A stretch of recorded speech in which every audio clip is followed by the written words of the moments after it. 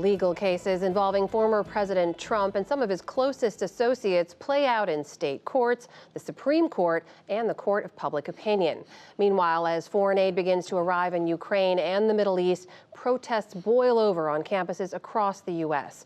For more on a consequential week overseas and here at home, we turn to the analysis of Brooks and Capehart. That is New York Times columnist David Brooks and Jonathan Capehart, associate editor for The Washington Post. Great to see you both. Hey, Elna.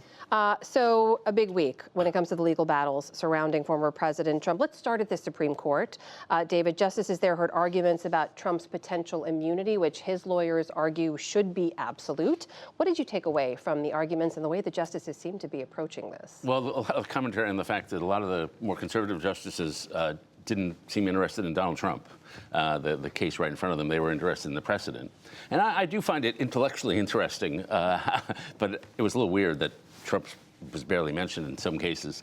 And so normally you would say a president's not above the law. Of course, it's simple. The president's not above the law. No one's above the law.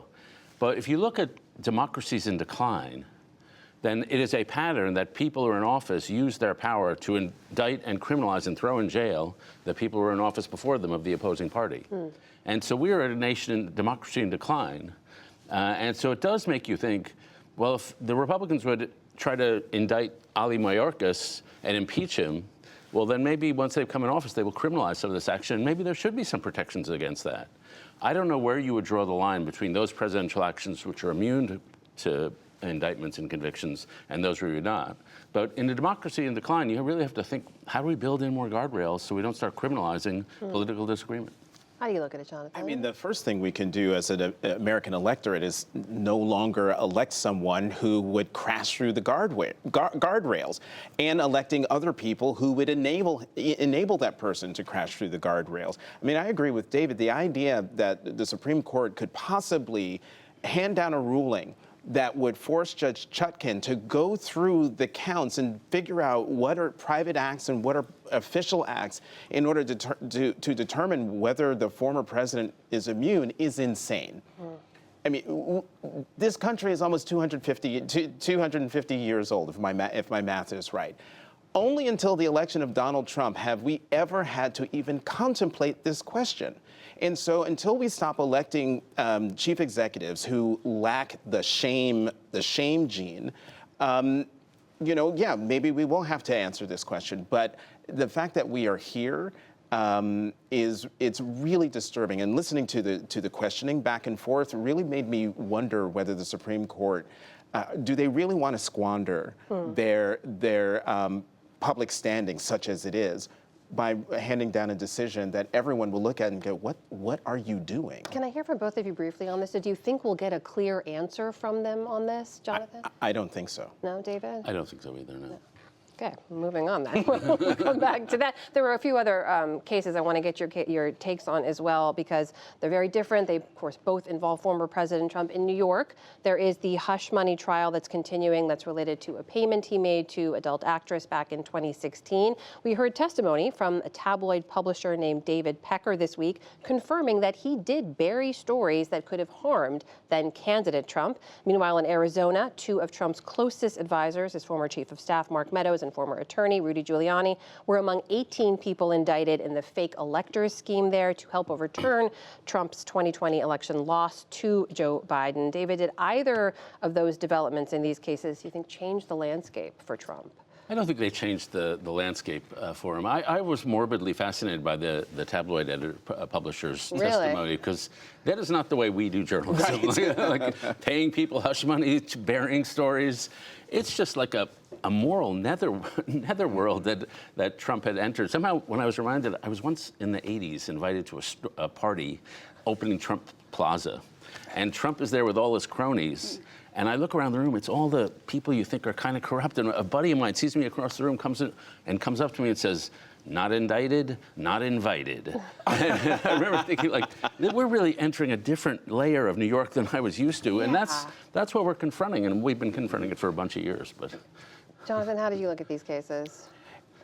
The testimony of David Pecker was fascinating. I mean, you know, I lived and worked in New York for 16 years. I worked at the New York Daily News, so the New York Post was a competitor. You know and this so world. and so I know this world. So David Pecker is not not foreign to me. What he's talking about is not foreign to me. But I think for the larger public to hear what really goes on, particularly with that kind of tabloid newspaper, I think is fascinating. And also, let's not forget, we're talking about a former president who is in court over particular hush money payments, who has been found liable for fraud and for sexual assault, who couldn't be in Washington for the immunity hearing from when he was president. This guy is going to spend has been spending more time in court than on the campaign trail to run for re-election. I think what makes this week in this case so fascinating is that we're watching this guy be held accountable for at least a sliver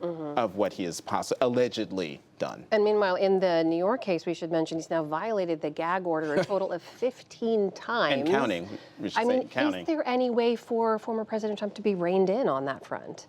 I think his an entire administration tried to do that for 4 years, and it didn't seem to work. I don't think it's a way to rein them. It's not, no. I need to ask you about President Biden as well, because we should mention, as you know, oftentimes when authorities don't want you to talk too much about something, it will get announced on a Friday afternoon. We did have an announcement today from the Biden administration. They are delaying their decision, or their plans rather, to ban menthol cigarettes. We know that's known for its appeal to black smokers in particular. Some 81% of black adult smokers smoke menthol cigarettes. David, this has been an effort the FDA has been pushing for 10 years now. It's been through 3 administrations. They've failed to get it across the finish line, but why do you think the Biden administration decided to do this now? Well, I haven't spoken to them about it, but I hope it was out of some sense that adults can make up their own mind. I frankly had the reaction the way when Mike Bloomberg in New York tried to ban the big gulp sodas. It's like too much nanny state. Now, I've seen the studies on the menthol cigarettes. The FDA does say a lot fewer people will smoke if we ban them. But at some point, we're a democracy where adults get to be treated like adults. And everyone knows this stuff is really bad for you, and people make their own decisions. Jonathan, as you know, he's faced accusations, of course, that this is about politics, that this could alienate black voters that President Biden needs. What do you make of that? Well, I'm going to jump off of what David was talking about, but cigarettes are addictive. And menthol is particularly addictive.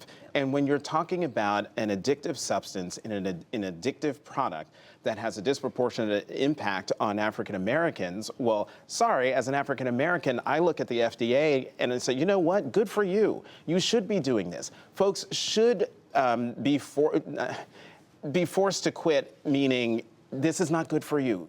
This is about attempting to save your life. And I think that I maybe agree with you on Mike Bloomberg and the big gulp sodas, but the first thing Mike Bloomberg did when he was mayor of New York City that people started screaming about the nanny state was banning cigarettes in bars and now in restaurants. And now everyone loves him for it. And so I think, sure, if the Biden administration is trying to play politics by dumping this announcement on a Friday afternoon, fine, elections are decided on the margins. But in the end, what the FDA is proposing needs to be done. It's about saving lives.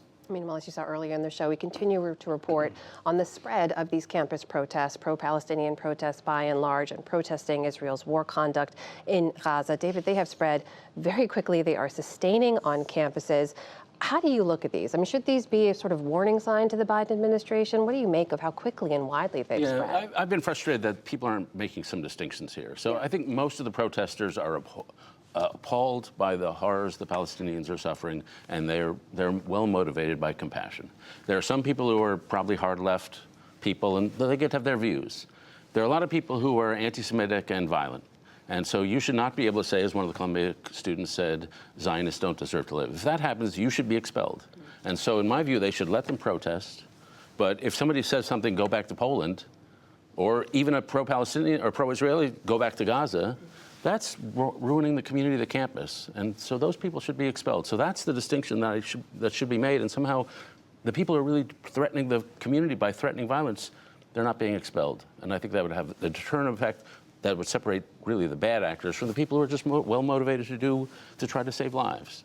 As for the Biden administration, I do worry that Chicago Convention is going to look a lot like 1968. Really? And that will just be terrible for the Biden administration. The president will look hapless and powerless. One other final thing that I just found interesting. Harvard does a survey. What are young adults interested in? What issues?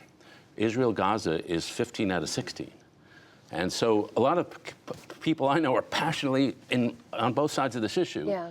But most young voters are interested in inflation, crime, healthcare, the normal issues.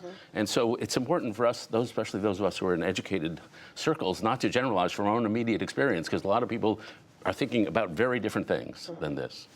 Jonathan? I would say I agree with you, David. I think the discussion about what's happening on in these protests is missing a lot of nuance. Not everyone who's protesting is anti-Semitic, is rooting for violence, or is even causing the violence. They are there for legitimate reasons.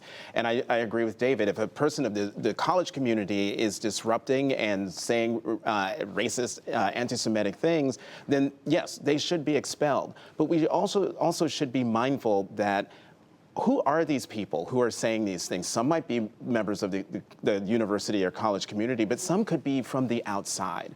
And my big fear from the BLM movement is, folks from the outside causing violence and then the blame being foisted upon the people who are legitimately protesting. And that is my big concern when we talk about this latest national protest. Well, here's to nuance, here's to facts. Thank you to both of you for bringing those to the table always. Jonathan Capehart, David Brooks, always good to see you. Thanks, Hamna.